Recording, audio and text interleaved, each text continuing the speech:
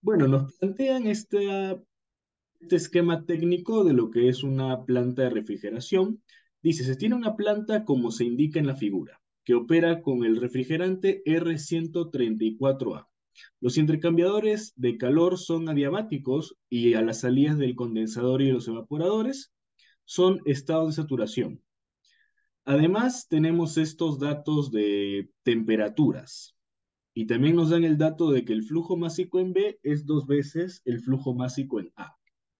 La capacidad total de refrigeración de la planta es 40 kilowatts.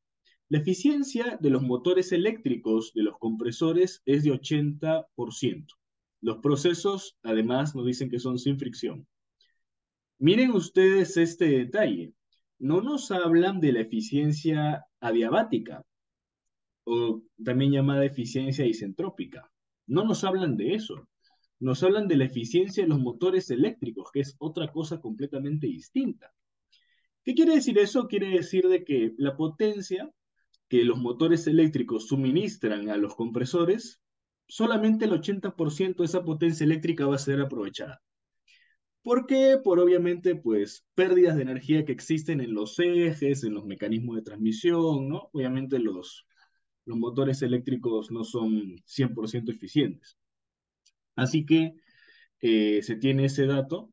Y a partir de ello nos piden lo siguiente, la capacidad frigorífica de cada evaporador, la potencia eléctrica en cada compresor, el calor transferido en cada compresor. Miren, el calor transferido tiene sentido, ¿no? Nos dicen que solamente los intercambiadores son adiabáticos, pero los compresores no son adiabáticos. Aquí explícitamente lo dicen. Así que eso se pide el calor transferido en cada compresor. Y por último nos piden el COP del ciclo y el COP de la planta en porcentaje. Bien, perfecto. Entonces, ¿qué tenemos que hacer? Como siempre, toda la vida tenemos que identificar la cantidad de estados que hay, ¿no? En este caso existen 12 estados. Así que, obviamente, para poder analizar bien estos 12 estados, lo que tenemos que hacer es tabular los datos de presión en kilopascal, la temperatura en grados Celsius y la entalpía en kilojoules sobre kilogramo. Y además tenemos que colocar algunos datos extras, como podría ser los estados de saturación o, por ejemplo, volúmenes específicos u otros detalles que sean, digamos, importantes también. ¿Qué más tenemos que tomar en cuenta? Tenemos que tomar en cuenta que ya no estamos trabajando usualmente como era en ranking, con agua, sino que ahora estamos trabajando con un refrigerante. Y obviamente el refrigerante tiene sus propias características, ¿no? Así que conforme vayamos avanzando con el ejercicio, vamos a ir dándonos cuenta que lo más difícil de todo problema de este tipo es justamente el análisis de las entalpías y de los flujos másicos. Todo lo demás sale con una formulita chiquita y ya, o aplicar primera ley. Lo más difícil en todos estos problemas son las entalpías, así que si esto hay arrastre de error, hay arrastre de error en todo. Así que mucho cuidado porque esta es la parte crucial del problema, ¿sí? Así que vamos a empezar viendo los datos que nos dan, ¿no? Nos hablan de las siguientes datos de temperatura. Dicen que temperatura 5 es 45 grados, temperatura 6 es 20, temperatura 7 es 0 grados, temperatura 8 es 10 grados, temperatura 10 es -40, temperatura 12 es 50 grados y temperatura 4 es 70 grados. Además nos hablan de que el flujo másico en B es dos veces el flujo másico en A. Muy bien. Y además nos hablan de la capacidad frigorífica, el Q total de la planta, que es 40 kilowatts. Todo esto hay que indicarlo, que como datos iniciales. Bien, bueno, entonces lo primero que tenemos que hacer es completar las presiones y las entalpías que sean fáciles de calcular. ¿ok? Esto es el primer paso que siempre se recomienda. Para ello, como tenemos únicamente datos de temperatura, lo que conviene hacer es ver los estados conocidos. ¿Y cuáles serían los estados conocidos? Bueno, eh,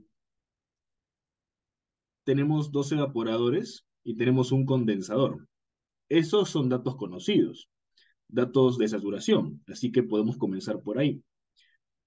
Ahora, ustedes se preguntarán, bicho, ¿cómo yo sé cuál es la entrada y cuál es la salida del evaporador? Porque yo sé que a la salida del evaporador va a haber vapor saturado, pero ¿cómo yo sé cuál es la entrada y cuál es la salida? Depende de eso también, ¿no? Así que tenemos que identificar cuál es el sentido de los flujos. Primero que todo tenemos esta soplada que nos da el esquema, que básicamente son estos marcadores del símbolo de los compresores. Cuando nosotros tenemos este sentido de marcas, quiere decirle que el flujo está yendo en ese sentido.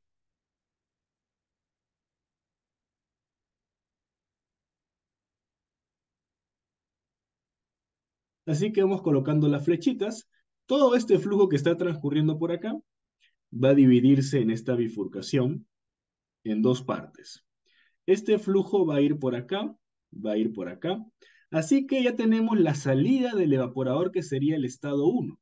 Ah, perfecto. Entonces ya tenemos ahí ese dato.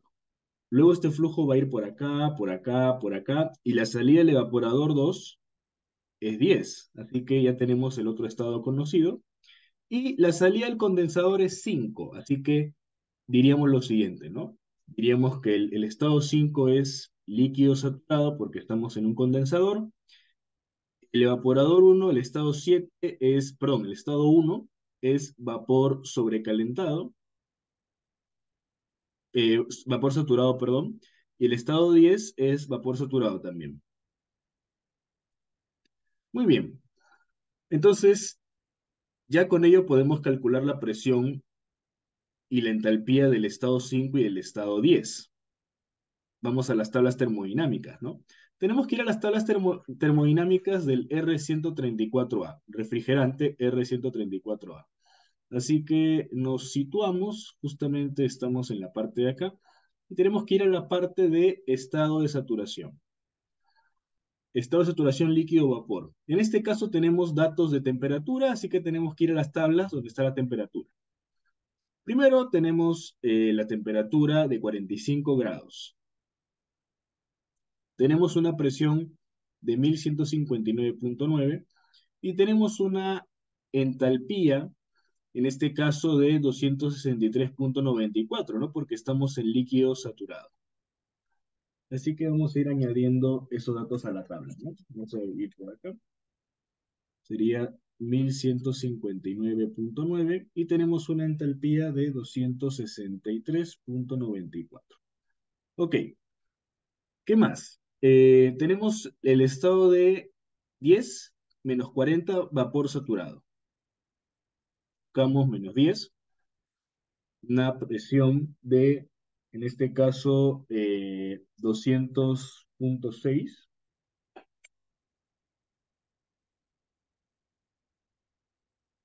Ah, no, menos 40. Menos 40. 51,209.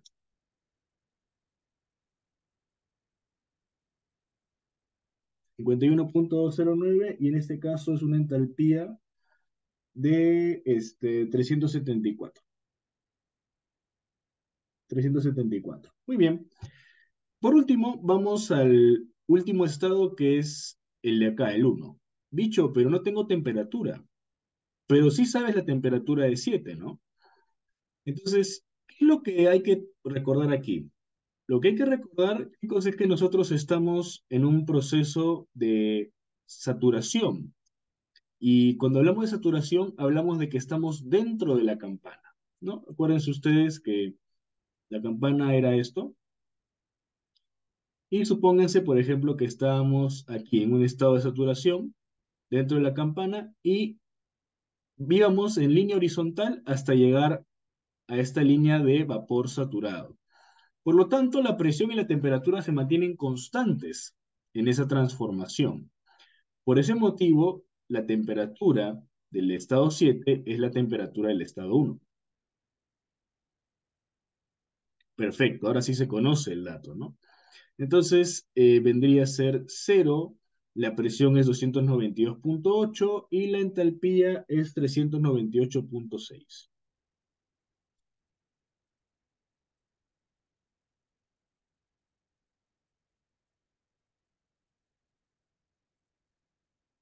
Perfecto. Muy bien. Ya tenemos esos primeros datos. Ahora lo que tenemos que hacer es completar las presiones, todas las presiones que se puedan. Porque como sabemos, acá existen varios componentes que son isobáricos. Estos los componentes isobáricos son todos aquellos que no modifican la presión. Por ejemplo, yo tengo que la presión en 5 es igual a la presión en 4 porque estamos en un condensador, ¿no? Sí, eso se sabe por teoría. ¿Qué más? La presión en uno y la presión en 7 es igual también. Así que sería 292,8. ¿Qué más? Tendríamos,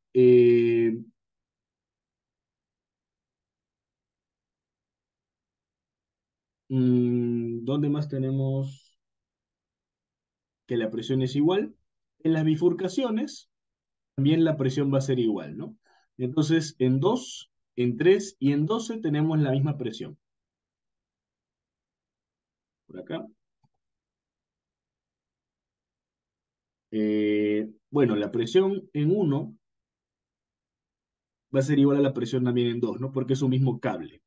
También el intercambiador, en este caso para este cable de acá, va a ser, no va a modificar la presión.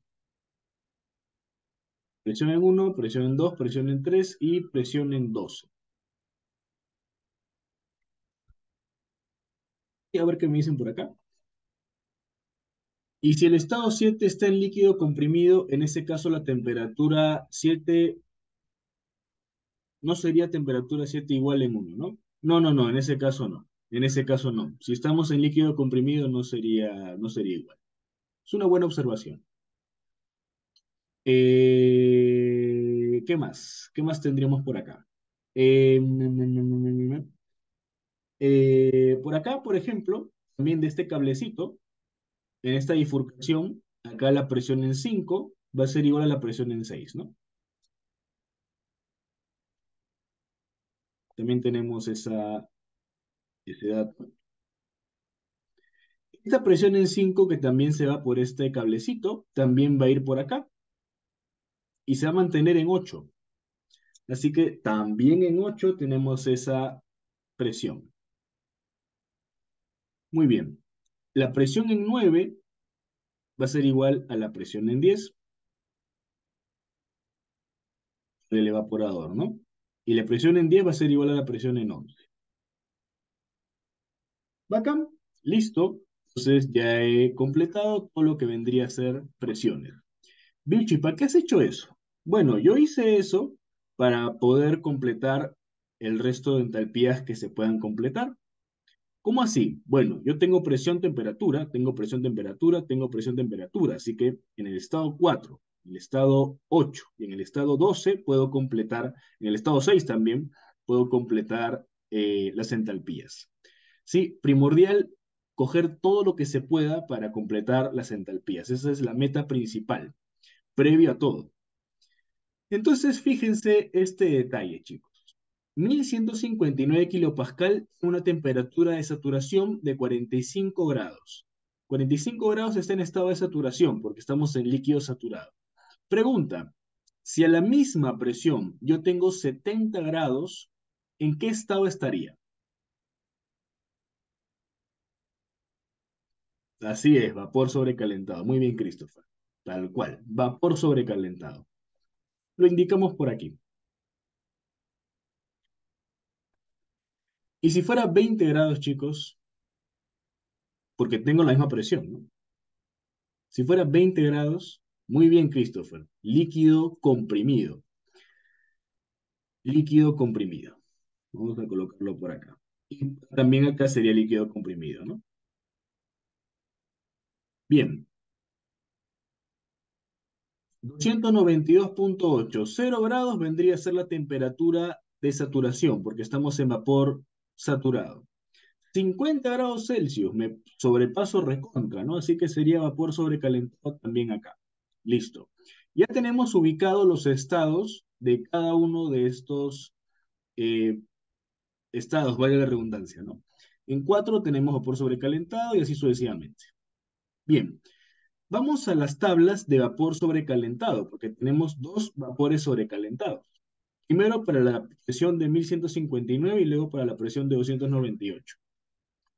Entonces hay que rezar, ¿no? Porque ya sabemos que las tablas de vapor sobrecalentado son un poco tediosas.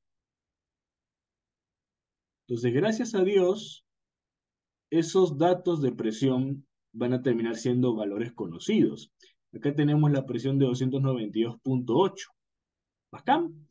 Y tenemos una temperatura de 50 grados. Entonces, la entalpía vendría a ser 443,42.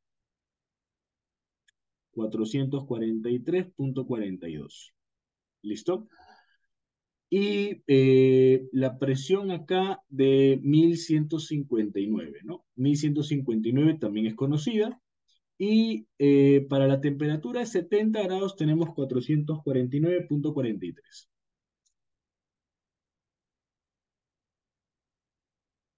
Listo.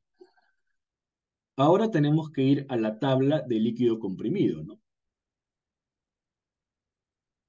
Vapor sobrecalentado y... ¡Oh! Problemas, problemas.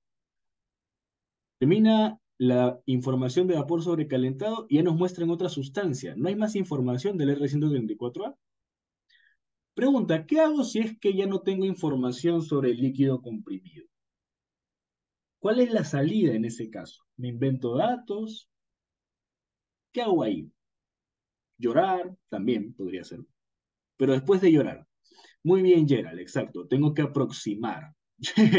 Lloro también. Hay que aproximar, ¿no? ¿A qué aproximamos? Al líquido saturado.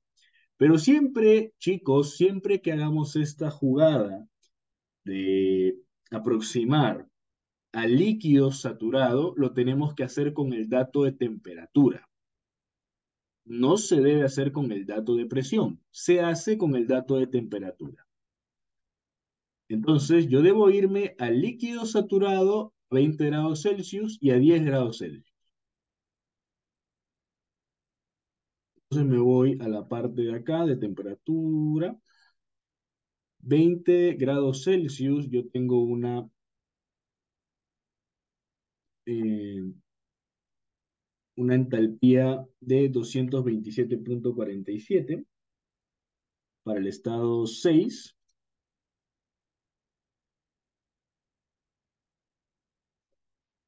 Y para 10 grados Celsius tengo una entalpía de 213,58.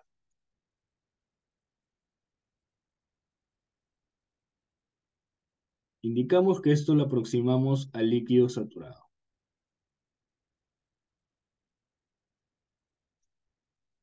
Ok, listo, ya tenemos buena cantidad de las entalpías completadas. Ahora lo que vamos a hacer es fijarnos si hay válvulas, porque las válvulas lo que mantienen constantes son las entalpías. Me disminuyen la presión, pero mantienen las entalpías iguales. Entalpía en 6 es igual a entalpía en 7, entalpía en 8 es igual a entalpía en 9. Entalpía en 6 es igual a entalpía en 7 y entalpía en 8 es igual a entalpía en 9. Genial. Muy bien. Así que las únicas entalpías que nos están quedando pendientes de calcular es la entalpía 11, es la entalpía 2 y es la entalpía 3. ¿Se conoce algo acerca de la entalpía, acerca de la salida de 2? No, solamente se conoce la presión. En 3 también lo mismo, solo se conoce la presión. Y en 11 lo mismo, solo se conoce la presión.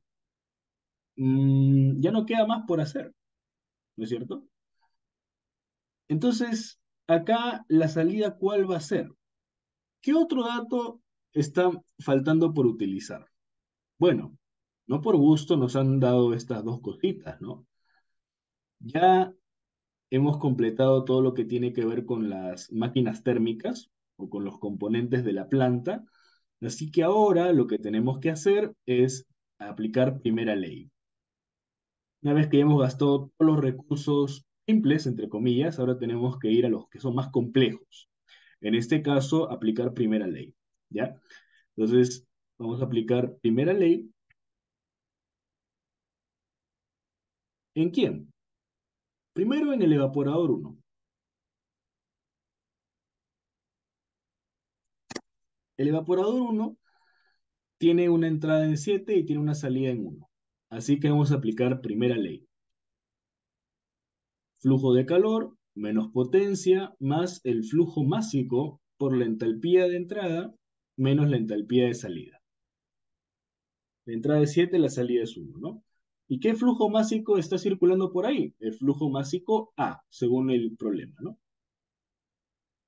Y este va a ser el flujo de calor uno. Y eso es igual a cero.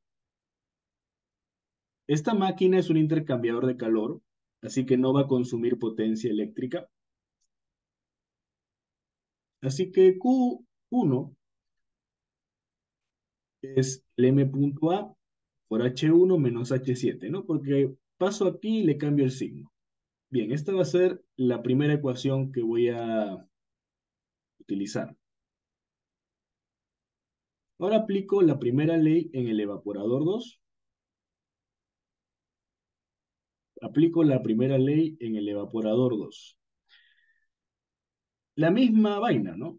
Vamos a copiar esto. Ahora es flujo de calor 2. El flujo de calor 2 por este evaporador está circulando el flujo másico B. Tiene una entrada en 9 y tiene una salida en 10. La entrada es en 9, la salida es en 10, y cuando pasa al otro lado esto se invierte. Este es el flujo másico en B, y este es el Q2, y esta es mi ecuación 2.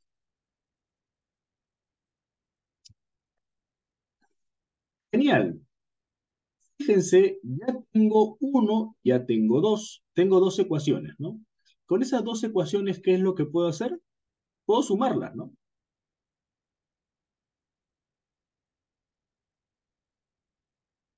Pero antes de sumarlas, chicos, yo voy a hacer una jugada bastante inteligente. Yo tengo este dato. Flujo másico en B es dos veces flujo másico en A.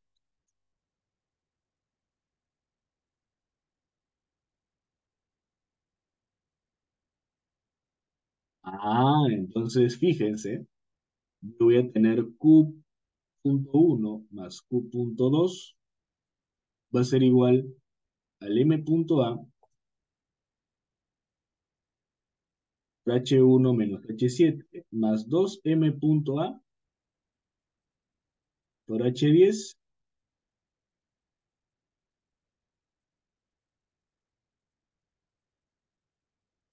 por H10 menos H9, ¿no? Pregunta, Q1 más Q2, ¿cuánto es?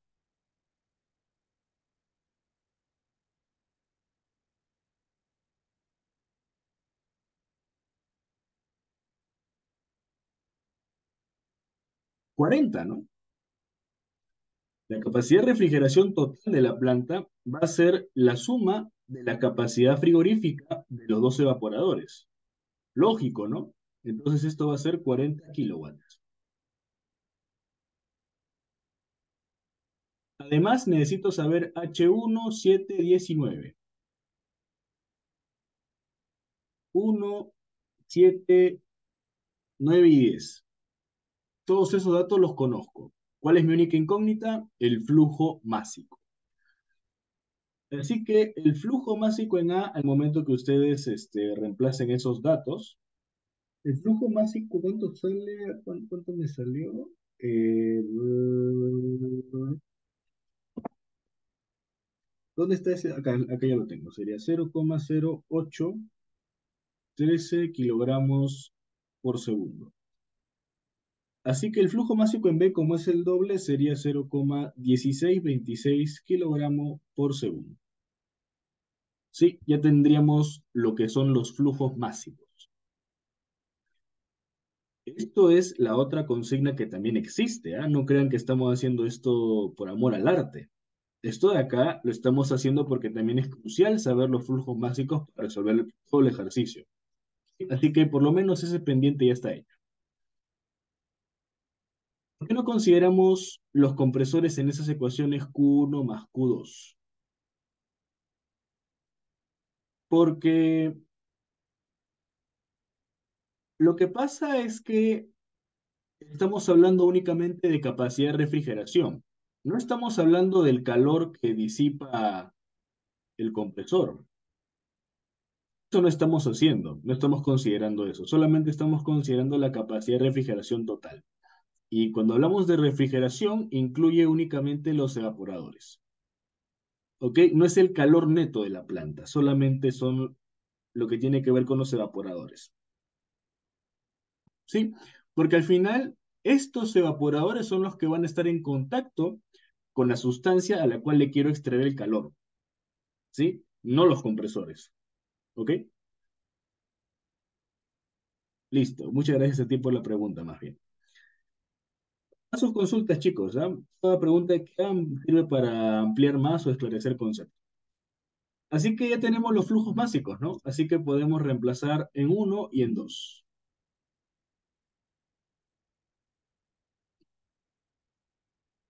La capacidad de refrigeración en uno va a salir 13,914 kilowatts y el Q.2 sale 26,086 kilowatts. Ya tenemos la capacidad frigorífica de cada evaporador. Y eso es justamente lo que me piden en la parte A, la capacidad frigorífica de cada evaporador. Así que ya hemos calculado la parte A sin querer queriendo. ¿Ok? Listo. Ahora vamos a ir a lo que sería completar el resto de entalpías, ¿no? Tenemos acá una bifurcación 2, 3 y 12. Así que con ello podríamos saber eh,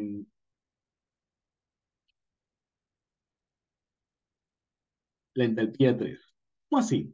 Bueno, el flujo en 2 es el M punto B, el flujo en 2 es el M punto A, y el flujo en 3 sería M punto A más M punto B, ¿no? Porque los flujos básicos se van a combinar. Así que aplicamos, bueno, y esto sería para la parte B, ¿no? Primera ley, bifurcación, 2, 3 y 12. El M punto A por el H2 más el M punto B por el H12 va a ser igual al M punto A más el M punto B por el H13. Esa es la primera ley en la bifurcación. ¿Listo? Así que con ello tendríamos el H3, que sería 440,637 kilojoules sobre kilogramo. Lógico, ¿no? Porque ya tenemos este dato, tenemos esto, tenemos esto, tenemos esto, tenemos esta suma, obviamente, y nos quedaría este como incógnito. Bacán, 440,637.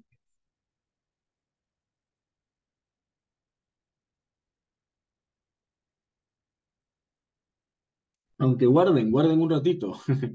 Guarden un ratito. Acá me estaba adelantando bien feo. H2 aún no lo tenemos. H2 aún no lo tenemos. Así que esto, bueno, esto voy a dejarlo para, para más tardecito. Voy a ponerlo por acá. No tenemos H2. Vamos a hacer de cuenta que esto no lo hemos calculado, ¿ya? Me adelanté. No tenemos H2. ¿Cómo calculamos H2? Bueno, H2 lo podemos calcular con el intercambiador de calor, ¿no?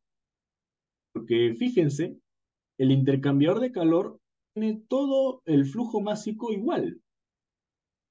Lo único que va a cambiar son las entalpías de entrada, ¿no? 5 lo tengo, 6 lo tengo, uno lo tengo, así que solo tengo dos. Ah, ahora sí. La incógnita solamente es dos. Así que vamos a hacer primera ley en el intercambiador uno.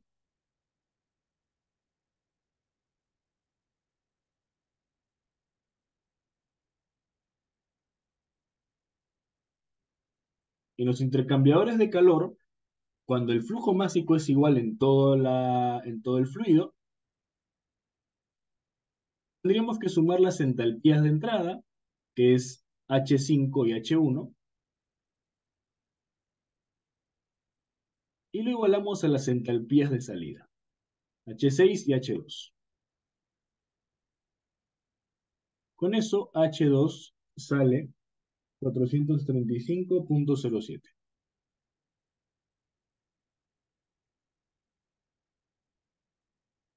Bacán. Con ello ya podemos ahora sí calcular lo que vendría a ser la primera ley en la bifurcación.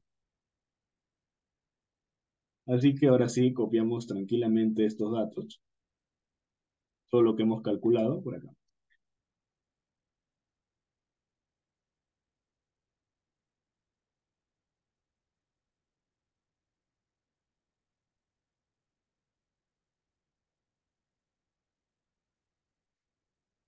Luego vamos a ver lo que sería la entalpía 11. La entalpía 11 se puede calcular con el intercambiador 2. H5, H8, H10 lo tenemos también, y H11 es el único dato que nos falta. Así que sería, vamos a optimizar un poquito el espacio por acá, podría ser.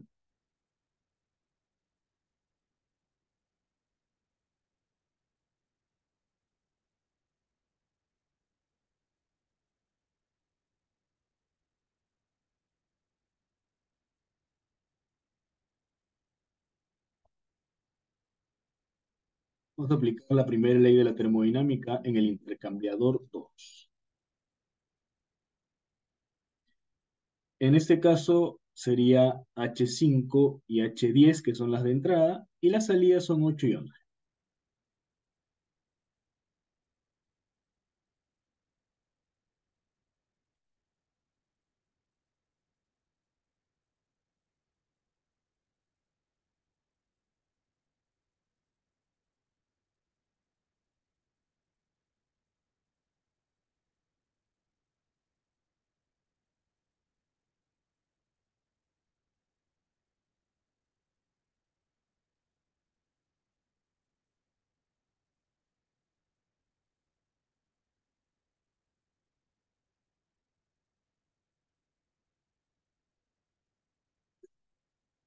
Finalmente, chicos, tenemos todas las entalpías que debíamos calcular, absolutamente todas.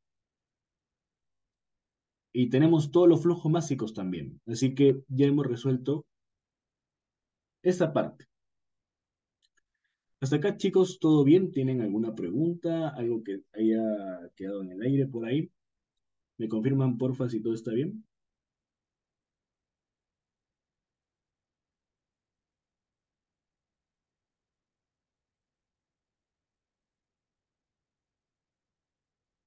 Todo bien, bacán, chévere.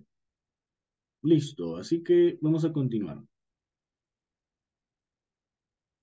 Bueno, así que el detalle es el siguiente, ¿no?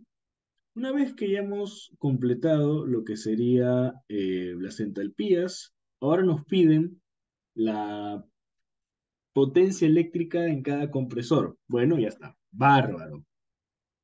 Digo formulita nomás. Pero la parte C. Primera ley, compresor uno. Ya está, ¿no? Q punto menos potencia, que esto es lo que debo utilizar inicialmente, la potencia. Flujo másico, bueno, el compresor uno ¿cuál es? El compresor uno es, no, no tiene nombres, ¿no? Así que vamos a colocarle compresor uno y compresor 2.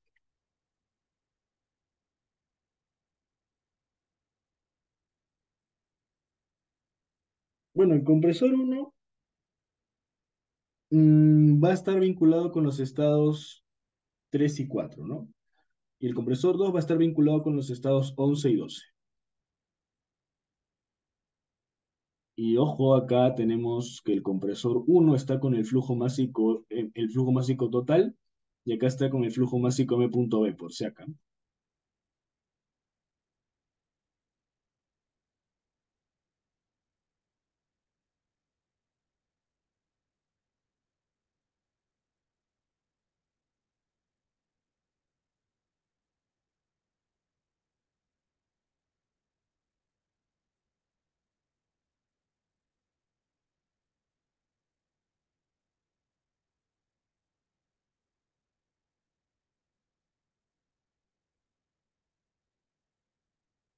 Listo. ¿Cuál es el problema que van a presentar estas ecuaciones? ¿Cuál es el inconveniente enorme que van a presentar estas ecuaciones? Bueno, el inconveniente principal que van a presentar estas ecuaciones es que, si bien es cierto, yo quiero la potencia de los compresores, el bendito Q punto va a ser un problema, porque el Q punto no lo tengo. Mucho, pero los compresores no son adiabáticos. No, te dicen que los intercambiadores son adiabáticos. No te dicen que los compresores lo son. Y justamente en la parte C piden calor transferido, ¿no? Ah, entonces sí, ese es un problema, ¿no? Obviamente ahí tenemos que hacer una cuestión más interesante. A ver, ¿qué hacemos? ¿Qué hacemos ahí? Tenemos dos incógnitas. ¿Qué podemos hacer en ese caso, chicos?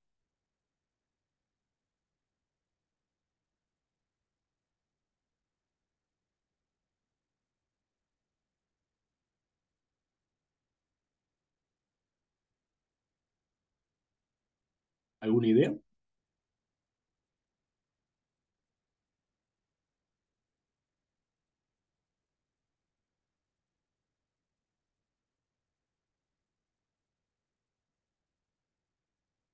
Llorar también.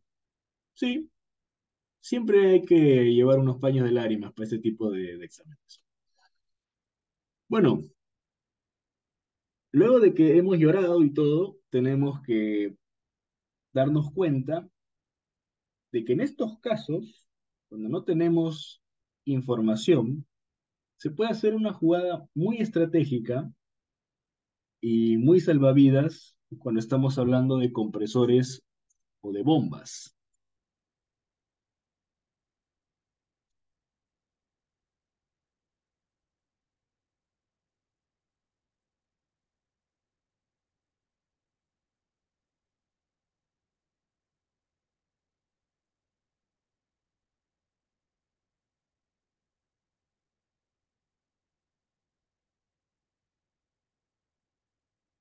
Usualmente, los compresores y las bombas van a seguir un proceso politrópico. Usualmente.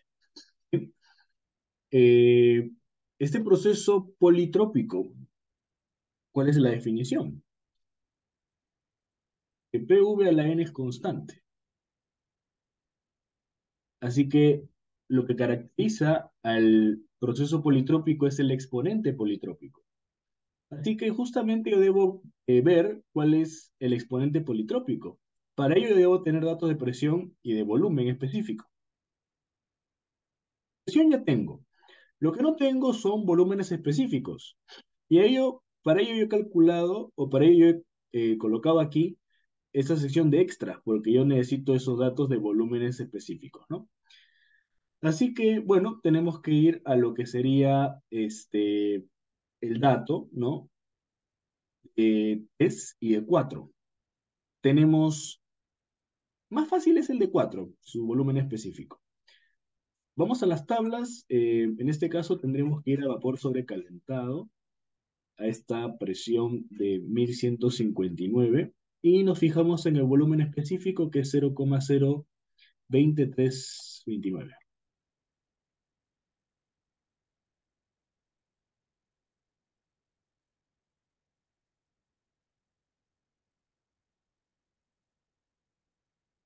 Esto es metro cúbico sobre kilogramo. ¿Cómo le hacemos para el 3? ¿Cómo le hacemos para el 3? Bueno, vamos a ver, ¿no? A una presión de 298, yo tengo esta entalpía de 440,637. Lamentablemente, esta presión de 440,637 no se encuentra en la tabla. Así que en este caso, ¿qué tenemos que hacer, chicos? Tenemos que interpolar. Tenemos que interpolar entre dos datos que estén antes y después de 440,637, ¿no? Entonces, bueno, acá yo he programado en Excel un interpolador. Los números que hay aquí son de cálculos anteriores. Este,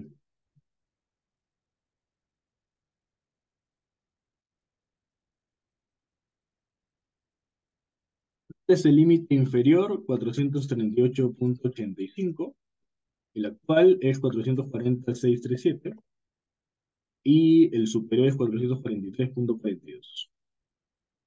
El dato de volumen específico es 0,084312 y acá es 0,085885. Así que el dato es 0,08 49227. Acá lo cortamos. Ya mucho decimal, ahí la cortamos.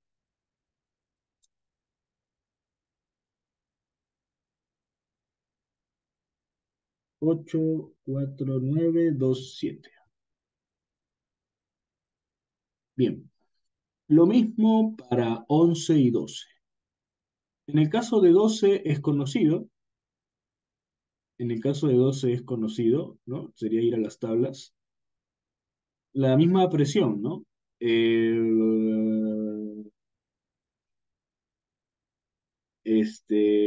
50 grados, así que ya está, ¿no? 0,085885.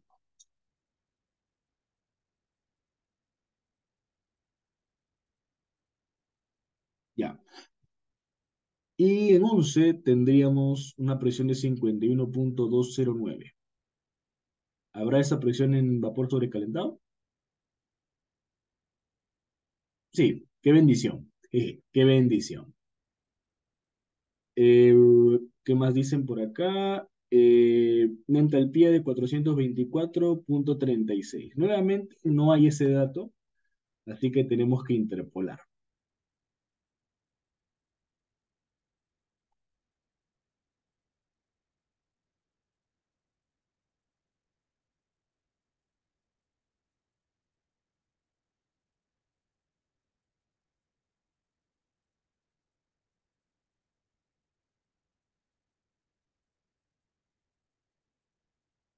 Acá, 400, sí eran esos datos, ¿no?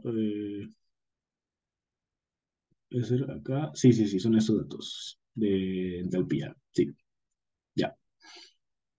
421,25, 424,36, 425,44, 0,46,138, 0,46,957.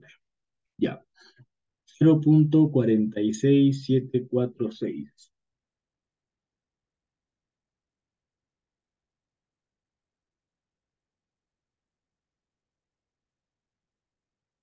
Ya, listo.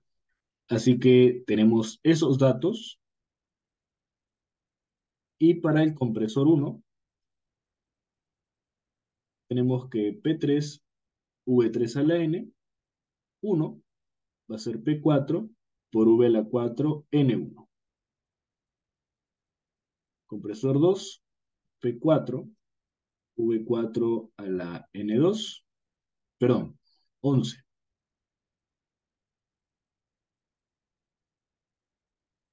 P12 V12 a la N2.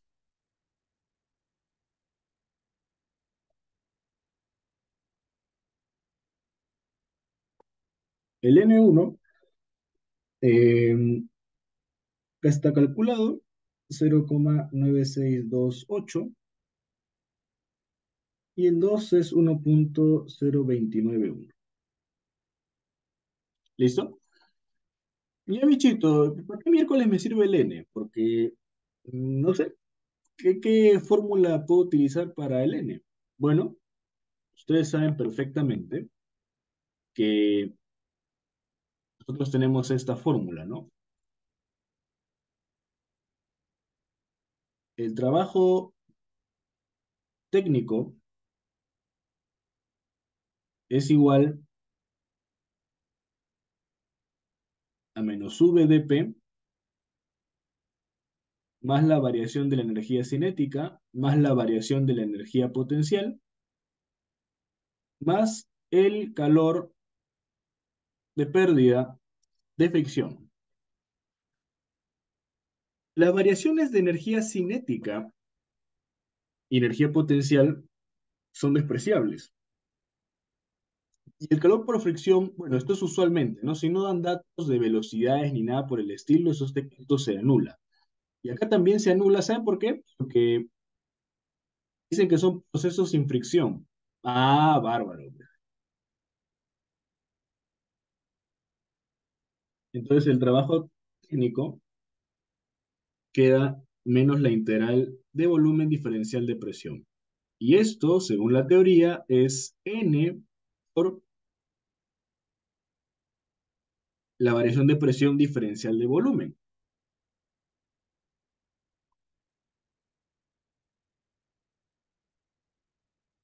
Esto ustedes saben la fórmula para procesos politrópicos.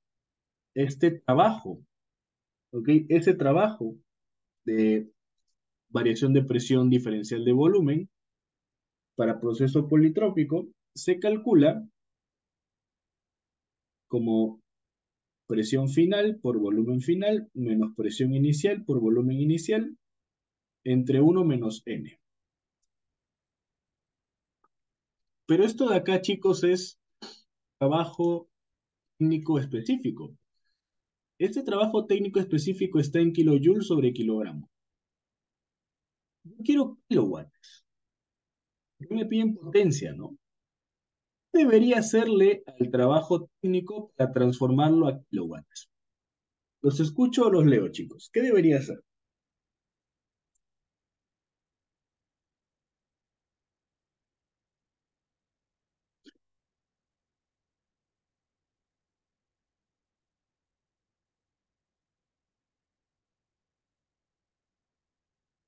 De kilojoule sobre kilogramo a kilowatts. Tal cual. ¿Qué debería hacer? Para pasar, chicos, de kilojoule sobre kilogramo a kilowatts, lo que debo hacer es multiplicar a todo por el flujo másico. Flujo másico por trabajo técnico específico es kilojoule sobre kilogramo por kilogramo sobre segundo. Se cancelan los kilogramos y tengo kilojoule sobre segundo, que es kilowatt. Entonces, queda esta fórmula que ustedes pueden aplicar cuando sea necesario, ¿no? Potencia es flujo másico del exponente politrópico por presión final, presión inicial, volumen inicial, entre uno menos n. Esto es, por si acaso, volumen específico, ¿ah? Volumen específico. Listo. Así que esta fórmula yo la puedo aplicar ¿cómo se llama? Al compresor uno y al compresor 2, porque tengo presión inicial, volumen final, presión final, volumen final, exponente politrópico y tengo el flujo másico que está transcurriendo o que está recorriendo cada uno de los compresores. Así que la potencia del compresor uno y la potencia del compresor 2 se pueden calcular reemplazando simplemente los datos. El compresor uno sale menos 8,132 kilowatts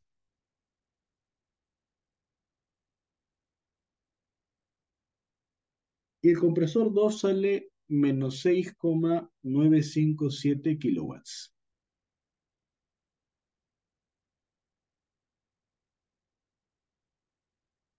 ¿Por qué sale menos? Porque yo estoy consumiendo potencia. Estoy consumiendo potencia eléctrica. Por eso sale menos. ¿Sí? No estoy produciendo, estoy consumiendo. Así que por eso es menos. ¿Y chicos? Así que hasta acá se ha entendido todo. ¿Tienen alguna consulta? ¿Todo bien? ¿Todo tranqui?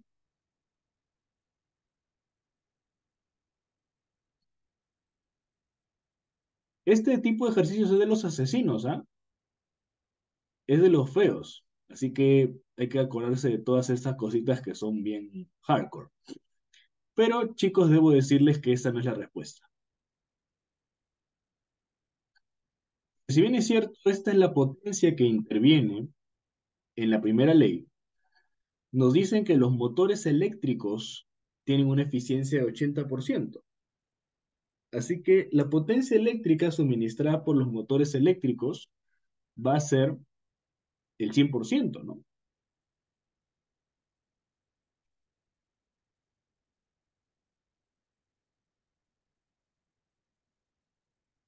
Potencia eléctrica uno, potencia eléctrica 2. Prácticamente es dividir esto entre 0,8, ¿no?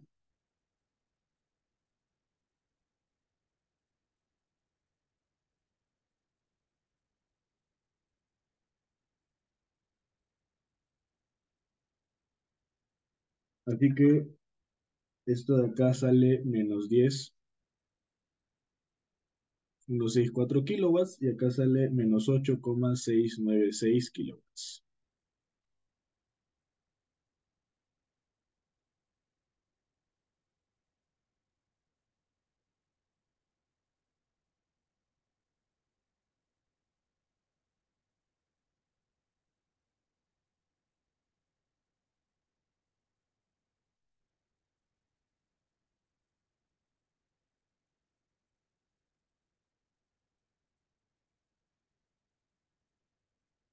Ya está.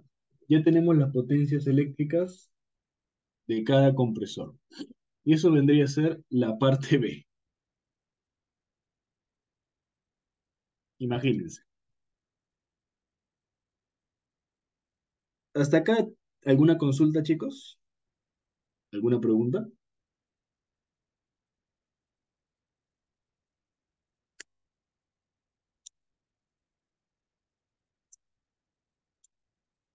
Todo bien, ya. Bien, ahora la parte C que es más sencilla. La parte C es hallar el calor transferido en cada compresor. Bueno, básicamente es reemplazar la potencia que hemos hallado aquí, esta, en 3 y 4, ¿no? Porque ya tenemos todo, lo único que nos faltaba, ¿se acuerdan que era Q1 y Q2, ¿no?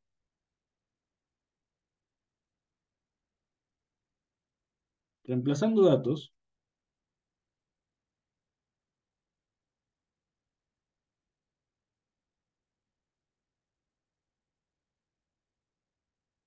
en la primera ley de 3 y 4, tenemos el valor de Q1 y de Q2.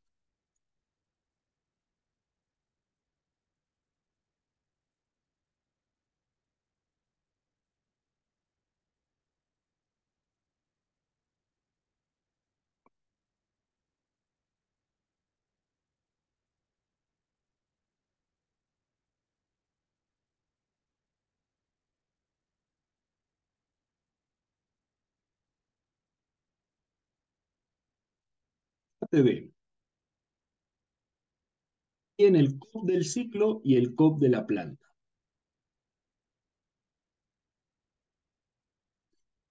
El COP del ciclo tiene que ver con el rendimiento, con el performance de lo que es el ciclo de refrigeración, ¿ok? Únicamente tiene que ver con el ciclo de refrigeración. Pero cuando hablamos del COP de la planta, a ese rendimiento del ciclo hay que añadirle las eficiencias de los motores eléctricos, ¿ok? Entonces, eso es una distinción muy importante que hay que hacer. Cuando hablamos únicamente del ciclo, tenemos que ver todo lo que tiene, todo lo que está relacionado con las primeras leyes de la termodinámica, nada más. No estamos considerando factores como la potencia de los motores eléctricos, ¿no? Porque acuérdense que la energía viene desde afuera. A esto le tenemos que suministrar energía eléctrica para que pueda retirar calor de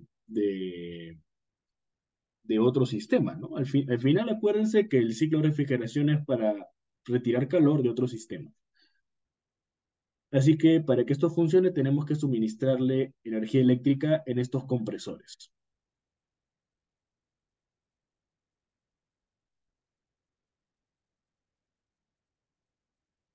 El COP del ciclo, ¿a qué va a ser igual? Va a ser igual al calor de los evaporadores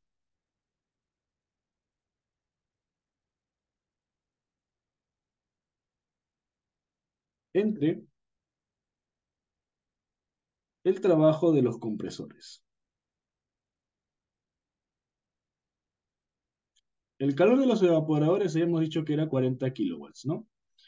Y el trabajo de los compresores habíamos obtenido por acá, que era -8 y -6, ¿no? Pero esto, ojo, hay que colocarlo en valor absoluto. La suma debe ser en valor absoluto. Que nos interesa únicamente lo que son los módulos.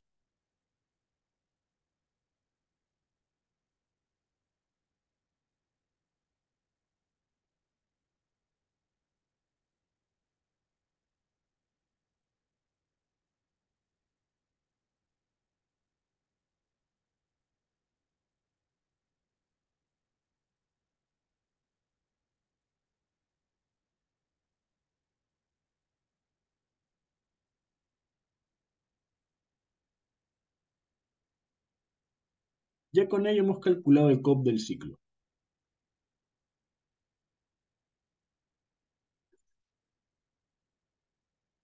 El COP de la planta, por otra parte,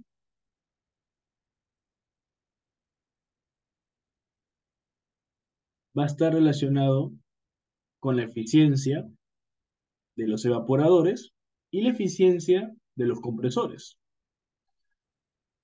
de los motores eléctricos de los compresores, ¿no? En este caso no nos hablan nada acerca de la eficiencia del evaporador, así que asumimos que es 100%, pero sí son explícitos en los motores eléctricos de los compresores que tienen 80%. Así que en este caso, si vamos a hacer una distinción, sería potencia eléctrica.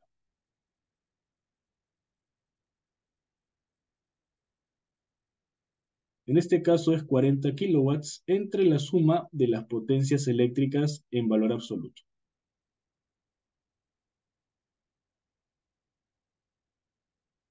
Eso lo que va a provocar es que el coeficiente de performance salga menor, porque obviamente en realidad se ha tenido que suministrar más potencia para que funcione. Como se ha consumido más potencia, evidentemente el rendimiento es menor. En este caso disminuye a este valor de 2,121. Y ya está. Con eso hemos resuelto finalmente el ejercicio, chicos. ¿Todo claro? ¿Tienen alguna consulta? ¿Quedó claro esta Profe, una parte? consulta. Sí, dime. Eh, Cuando usó el ETE para hallar el W técnico, el dato dice que está a un 80%, ¿cierto? Es por eso que lo ha dividido entre 80, o me equivoco, bueno, 0,8, he dicho, ¿no? En la parte anterior. Sí, porque el 80% de todo lo que se ha suministrado del motor va a ser el trabajo del compresor.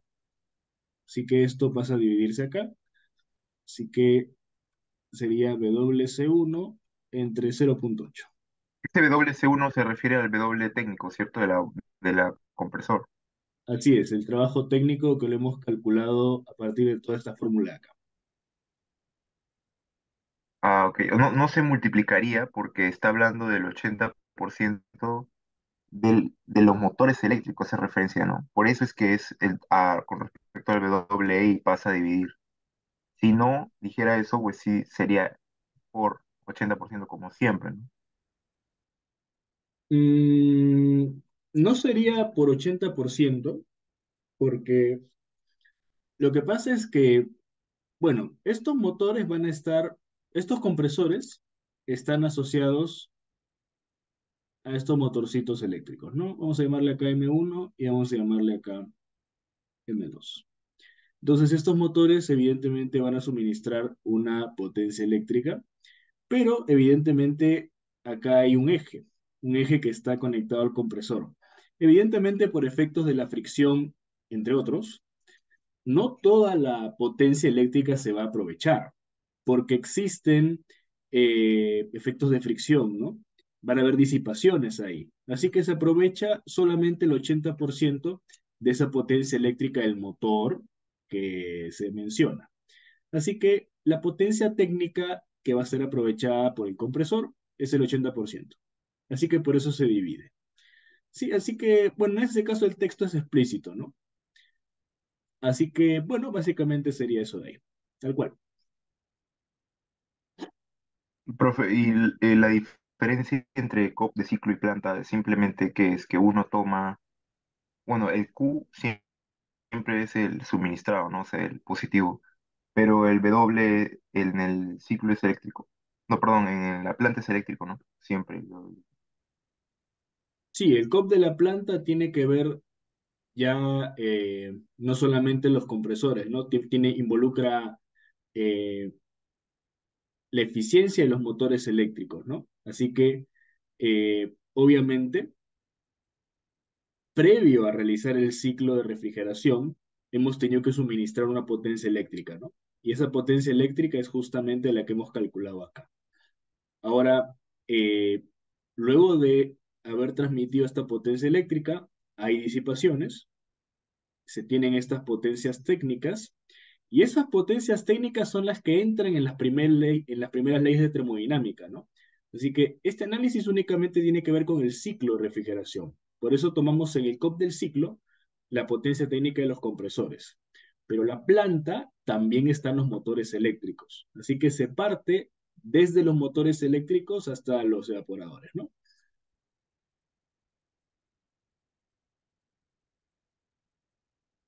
Ok, profe.